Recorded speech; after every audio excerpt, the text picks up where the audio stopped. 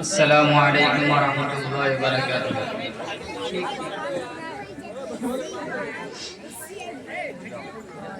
الحمد للہ رب العالمین والصلاة والسلام علی سید الانبیاء والمرسلین وعلی آلہ واصحابہ اجمعین، اما بعد۔ خداوندہ میں تیرے نام سے آغاز کرتا ہوں، خداوندہ میں تیرے نام سے آغاز کرتا ہوں، تیرا بندہ ہوں، تیری رحمتوں پہ ناز کرتا ہوں۔ فقط تیری مدد اور استعانت کے بھروسے پر، فقط تیری مدد اور استعانت کے بھروسے پر مجھے اڑنا نہیں آتا، پھر بھی پرواز کرتا ہوں۔ بے شک بے شک۔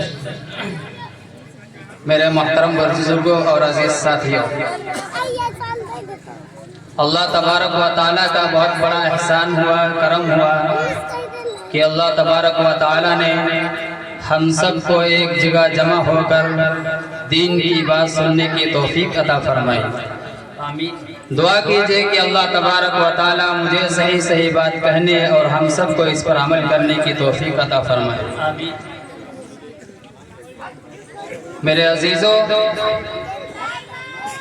علم حاصل کرنا ہر انسان پر ضروری ہے۔ طلب العلم فریضۃ علی کل مسلم، یعنی علم کا طلب کرنا ہر مسلمان مرد اور عورت پر ضروری ہے، اتنا ضروری ہے جس سے حلال و حرام کی تمیز ہو سکے، کہ جو چیز ہم کر رہے ہیں نہیں کر رہے ہیں، کون چیز ہمیں کرنی چاہیے کون چیز ہمیں نہیں کرنی چاہیے، اس چیز کا علم ضرور ہونا چاہیے ہمیں۔ آج ہم لوگ موبائلوں کے اندر بہت ساری چیزیں دیکھتے ہیں، پر ہمیں معلوم نہیں ہوتا کہ ہم کون سی چیز دیکھیں اور کون سی چیز نہ دیکھیں۔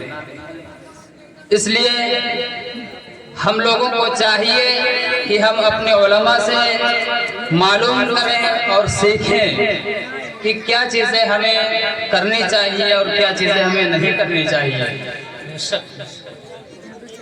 آج ہم لوگ علم حاصل نہیں کرتے ہیں، مدرسوں سے بہت دور رہتے ہیں، ہندی اور انگریزی کے چکر میں پڑے رہتے ہیں کہ پہلے بچے کو بہت زیادہ ہندی اور انگلش پڑھا دیں، بعد میں مدرسے میں ڈالیں گے، تب تک بچہ 15-16 سال کا ہو جاتا ہے۔ اس لیے سب سے پہلے چاہیے کہ بچہ حافظ قرآن ہونا چاہیے، عالم ہونا چاہیے، قاری ہونا چاہیے، بعد میں یا ساتھ ہی ساتھ انگلش اور ہندی کی تعلیم ہونی چاہیے۔ ہم لوگ بہت زیادہ پیسہ ہندی اور انگریزی کی تعلیم میں خرچ کرتے ہیں، لیکن مدرسے میں ایک پیسہ بھی نہیں دیتے ہیں۔ بہت دور اگر کوئی چندہ کرنے والا آ جاتا ہے تو 1 روپیہ ہماری جیب سے نہیں نکلتا ہے، مگر ہندی اور انگلش کے اسکولوں میں 10 ہزار روپے 20 ہزار روپے فیس ہم جمع کرتے ہیں۔ میرے عزیزوں،